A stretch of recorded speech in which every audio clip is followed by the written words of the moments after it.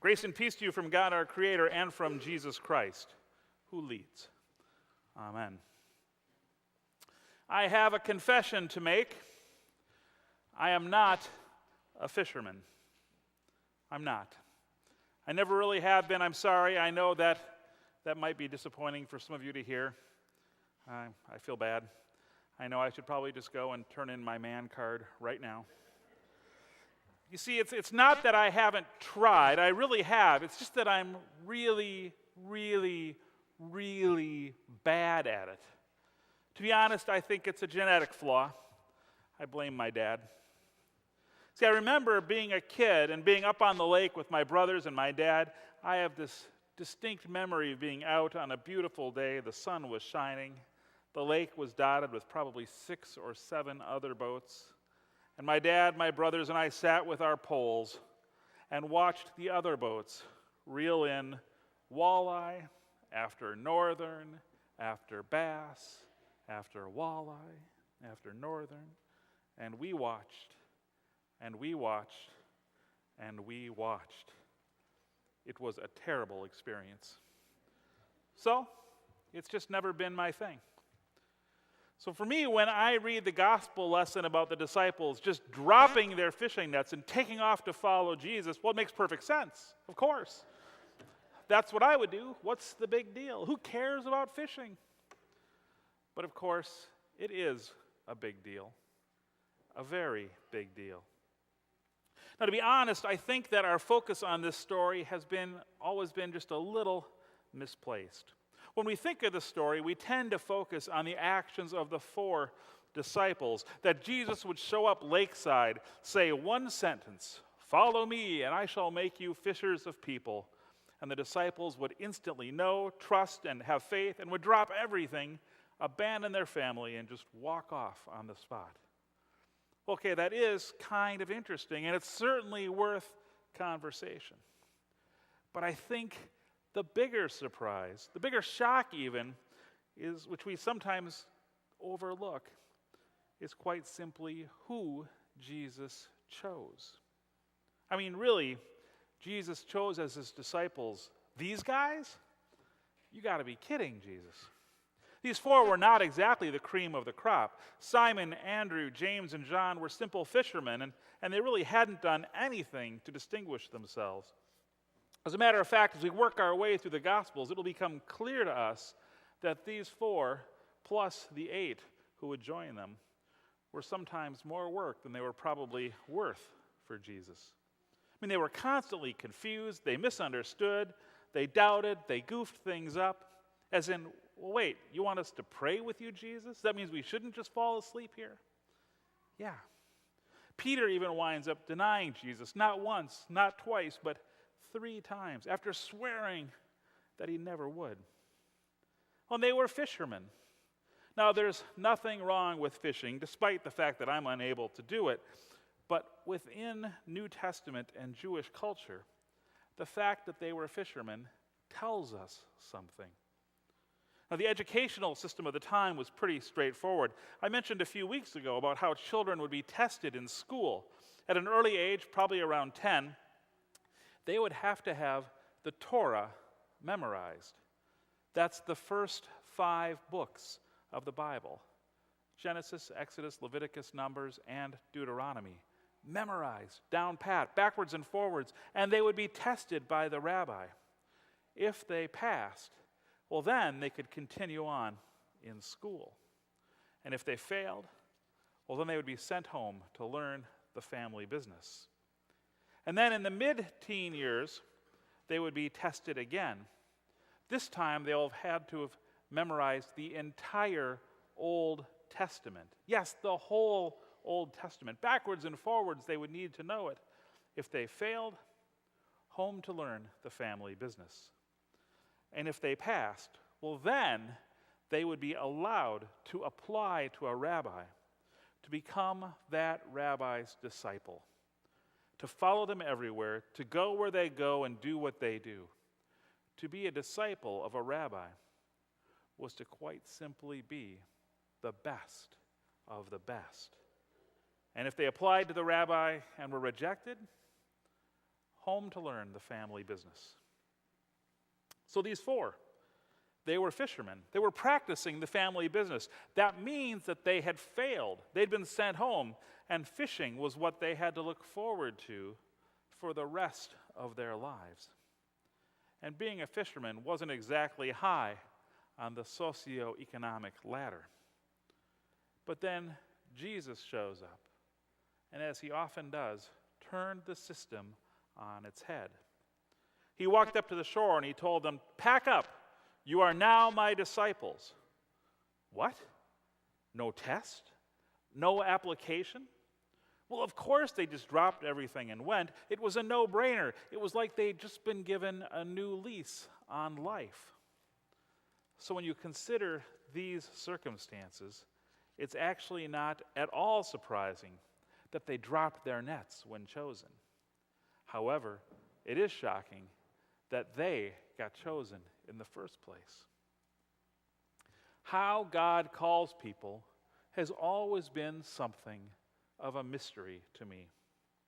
I remember thinking and praying, "God, please be clear. Where's the skywriting? Where's the knock on the door? I'd like my own personal burning bush, please."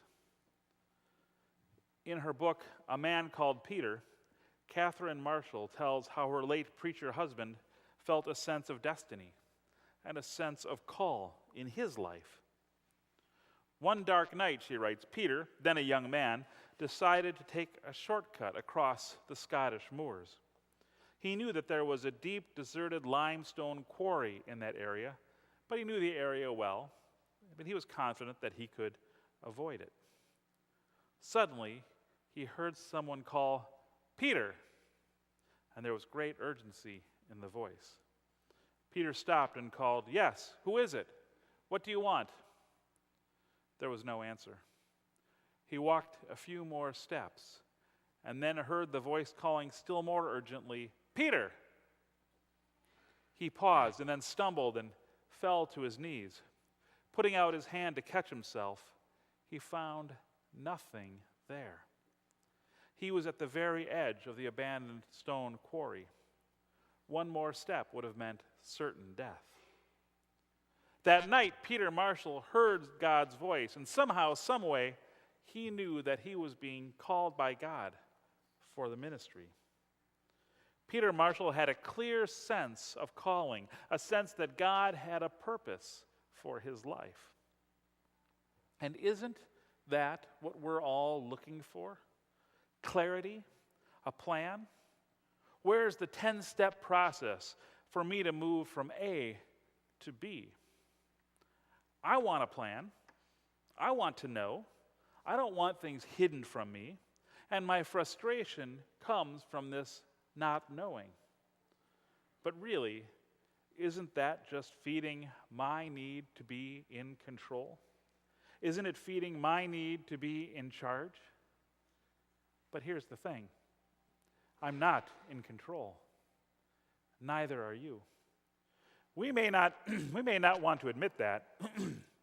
We'd like to think that we are in control, but we're not. Lots of things happen every day that remind us that we're not in charge. A sudden bad diagnosis, an economic downturn, even a weather delay for a flight, a relationship that fractures. There are lots of ways that we are not in control. And in all honesty, God is under absolutely no obligation to do what we demand. A colleague of mine used to have this little framed, stitched picture embroidery thing hanging above his desk that read, "Remember, God is God, and you are not. God is God, and I am not. God is God, and you are not." And to pretend otherwise, well, in all honesty, it's sin. So I have to let go of my need to be in control and practice trusting. And trusting can be hard. But remember that in our gospel story, the disciples trusted. Jesus didn't give the disciples a 10-point plan, and frankly, I can't blame him. To say to these 4 fishermen, "Follow me, Be my disciples. Spend 3 years walking, sleeping on the ground, teaching, healing, hanging out with lepers and other untouchables. Serve, work, accompany me to my death, and eventually most of you will be executed as well. Well, not exactly a great recruiting pitch, is it? But no, Jesus' words by that lake were actually much simpler and much more pure. He just says, "Follow me. Follow me." And these 4 public school rejects drop everything, trust, and go after their master. Can you feel the urgency, the immediacy, the conviction of these men?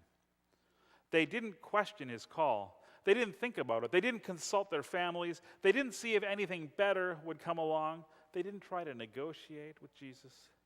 They just trusted and followed him. They had a sense of calling, and they followed Jesus all the way to the cross. Jesus called, and they followed. There was a field covered with freshly fallen snow, and a father and his son enter the field. As they walk across this field, you notice that the father really doesn't pay any particular attention to where he's going. But his son, on the other hand, follows directly behind, making a special effort to step exactly in his father's footprints. After the 2 have crossed the field, you notice that there's only 1 set of tracks visible in the field, although 2 had just walked across it. That is what it's like to follow Jesus. We don't just trail behind, we literally try to walk where Jesus walked and to do what Jesus did. In our daily faith, we ought to be following Christ's example. And we follow all the way to the cross. When Jesus calls us, when he encounters us, he does so with a sense of urgency, a sense of immediacy, with a sense of conviction, with a sense of commitment, and with a sense that we will turn over our entire lives to him. Then notice what he said. "Follow me, and I will make you fishers of people." Now, when I hear this, I'm probably as astonished as those disciples were. He picked me. He picked me. Can you believe it? He picked me. And he picks you. And he calls us to follow right in his footsteps. He picks you to follow and to be a part of this mission, to become fishers of people, to go out of the walls of the church, and to share with our words and our actions the gospel message of grace and forgiveness that Jesus was proclaiming, to share with others the good news that Jesus first shares with us. Not only does Jesus call us to a life of urgency and conviction, he calls us to a task. He calls us to a mission. And Jesus promises that we will not be alone. For you cannot follow where there isn't someone leading. And Jesus promises to lead. Jesus promises to be with us. In fact, Jesus' final words in the Gospel of Matthew makes this promise: "I am with you always until the end of the age." So today, let this be your word of invitation. Jesus says to each of you today, "Follow me, be with me, travel with me, serve with me." And so, like the disciples dropped their nets, we drop our need to be in control. We drop our need to know the plan. We drop our need to be the one in charge, and we trust and follow in the footsteps of the one who promises to journey with us wherever he leads, and who brings gifts of life and hope to all. Let's follow together. Amen.